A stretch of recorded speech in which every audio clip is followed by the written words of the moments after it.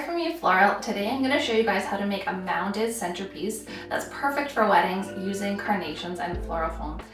Stay tuned, I'll show you exactly how to do it.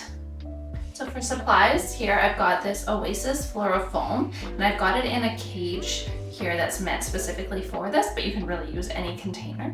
I've got pruners, here's a bucket that I used for the foam to soak it, and then I've just got some carnations here. So to make this sort of mounded centerpiece, I've cut my carnations already using my pruners nice and short. So I'm gonna start at the bottom and pushing my carnations all the way into the foam, and I'm just going along and doing that with all my carnations. It's important to push them all the way in so that way they can get hydrated really well.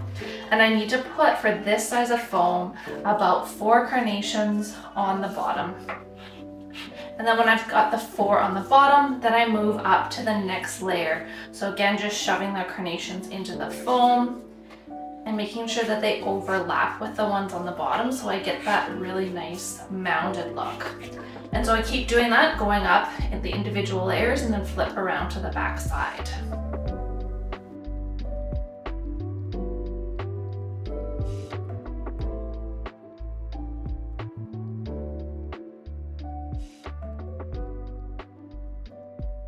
So I've got this side all done, nicely mounted with the carnation. So I'm gonna flip around to the back side and fill in the last of the holes with the carnations.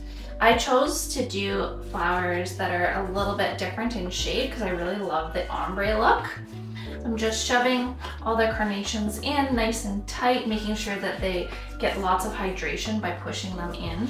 And then I'm gonna take a look and make sure that I've got them staggered correctly so that way I don't see any of the floral foam in there. So I'm just gonna keep doing that, and then that will finish out my arrangement. So thanks for watching, and hope you guys learned something today, and if you have any questions, let me know.